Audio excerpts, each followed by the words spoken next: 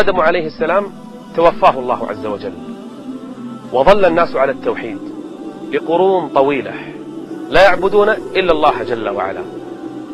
وأوصى آدم عليه السلام من بعده بوصيته لشيث ابنه، ثم ظل الناس زمنا وقرونا، وبعث الله عز وجل فيهم نبيا اسمه إدريس عليه السلام. أما إدريس فهو نبي وليس برسول، فلم يأتي بدين جديد، فالناس لا زالوا يعبدون الله جل وعلا، لكن جاء يذكرهم ويحثهم على الخيرات ويأمرهم بالمعروف وينهاهم عن المنكر. فإدريس عليه السلام نبي من أنبياء الله جل وعلا، بل كان من أنشط من دعا إلى الله جل وعلا، ما ترك أحدا في الأرض إلا وعلمه الخير وذكره بالمعروف ونهاه عن المنكر، حتى وصل به الأمر إلى أن الله عز وجل أوحى إلى إدريس: أي يا إدريس، ما من يوم إلا ويكتب لك مثل عمل أهل الأرض كلهم، كل الناس الذين كانوا موجودين. لما؟ لأن من دل على خير فله مثل أجر فاعله. فإدريس دعا كل الناس إلى الله جل وعلا ونصحهم وذكرهم، فكان كل من يعمل خيرا في ميزان من؟ إدريس عليه السلام.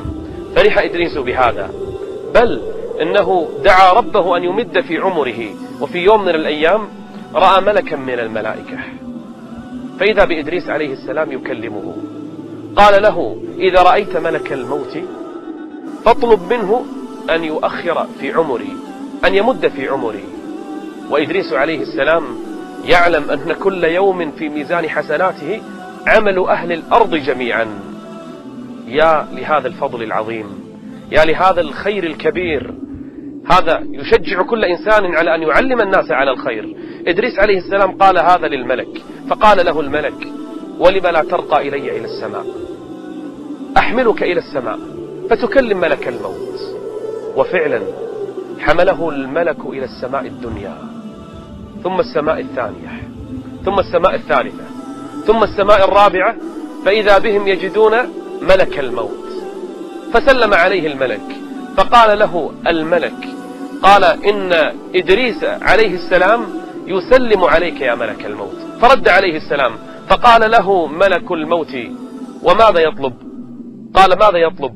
قال: إدريس يريد منك أن تمد في عمره، أن تؤجل في عمره، مد له في العمر. قال: ولم يريد هذا؟ قال: يريد هذا حتى يزداد في عمله. فقال ملك الموت: وأين إدريس الآن؟ قال: إدريس معي، إدريس معي الآن. وكان الملك في السماء الرابعة. فقال ملك الموت: سبحان الله، سبحان الله. قال: ولم؟ قال: أمرني ربي أن أقبض روح إدريس في السماء الرابعة. فقلت في نفسي: وكيف هذا؟ إدريس في الأرض ويأمرني ربي أن أقبض روحه في السماء الرابعة؟ الأمر غريب. وأنا نازل وجدته قد صعد إلى السماء الرابعة. فقال له الملك الذي حمل إدريس: قال: وكم بقي من عمر إدريس من أجله؟ قال: لم يبق له طرفة عين.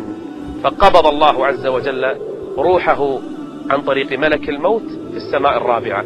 وظل إدريس عليه السلام في السماء الرابعة حتى مر النبي عليه الصلاة والسلام في المعراج عليه، فسلم عليه وقال: أهلا بالنبي الصالح والأخ الصالح، واذكر في الكتاب إدريس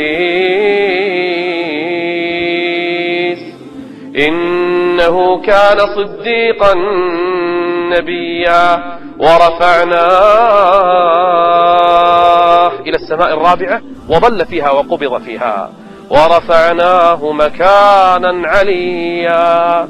إنه نبي من أنبياء الله عز وجل، بعث وتوفي في السماء الرابعة، وظل الناس يعيشون على توحيد ربهم جل وعلا.